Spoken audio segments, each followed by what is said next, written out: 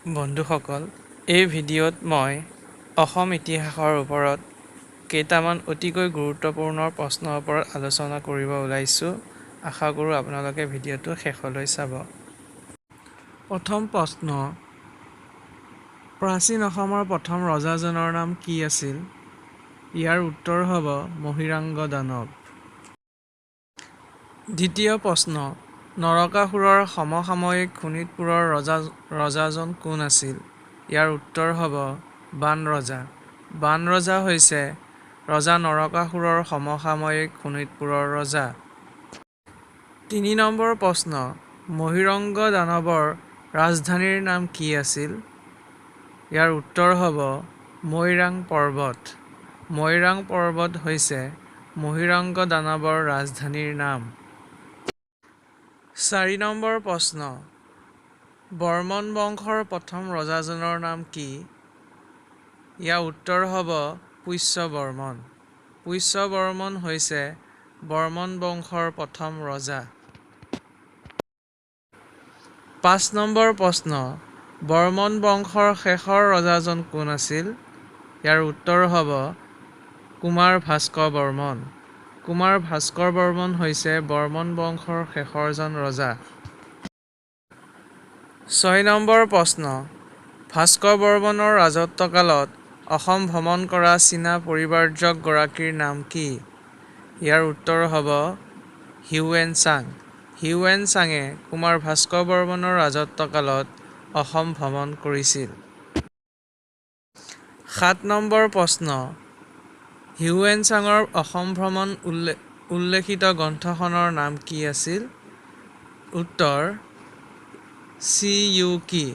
C U কি হৈছে Hiuen চাঙে Assam ভ্ৰমণ কৰাৰ সময়ত লিখা গ্ৰন্থ। ৮ নম্বৰ প্ৰশ্ন, ভাস্কৰ বৰ্মনৰ ৰাজত্বৰ সময়ত কনৌজৰ ৰজা কোন আছিল? ইয়াৰ উত্তৰ হ'ব হৰ্ষবৰ্ধন।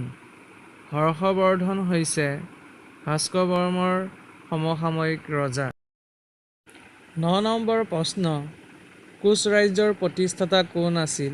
অৰ্থাৎ কোনে কোচ ৰাজ্য প্ৰতিষ্ঠা কৰিছিল? ইয়াৰ উত্তৰ হ'ব বিশ্বসিংহ। বিশ্বসিংহই কোচ ৰাজ্য প্ৰতিষ্ঠা কৰিছিল। ১০ নম্বৰ প্ৰশ্ন, চুতীয়া ৰাজ্যৰ প্ৰতিষ্ঠাপক কোন আছিল? ইয়াৰ উত্তৰ হ'ব বীৰপাল।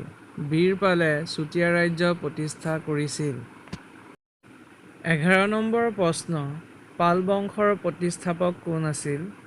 ইয়াৰ উত্তৰ হ'ব পাল বংশৰ প্ৰতিষ্ঠাপক আছিল ব্ৰহ্মপাল।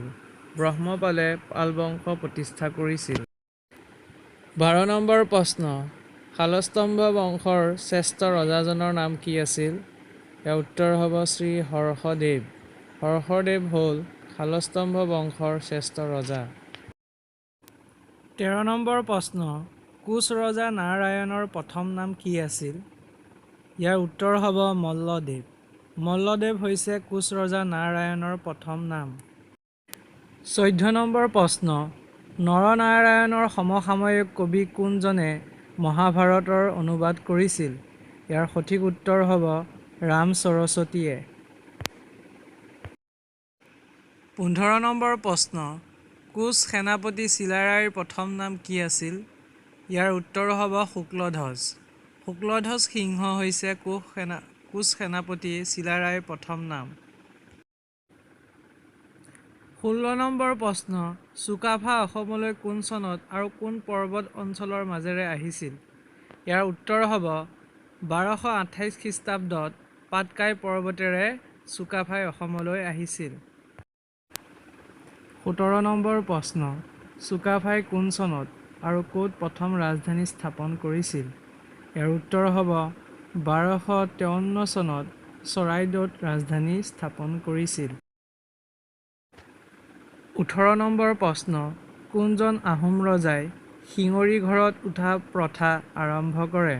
ইয়াৰ উত্তৰ হ'ব চুডাংফা বা বামুণী কোঁৱৰে শিঙৰি ঘৰত উঠা প্ৰথা আৰম্ভ কৰে। ১৯ নম্বৰ প্ৰশ্ন, কোনজন আহোম ৰজাৰ দিনৰ পৰা স্বৰ্গদেউ শব্দটো ব্যৱহাৰ কৰা হৈছিল?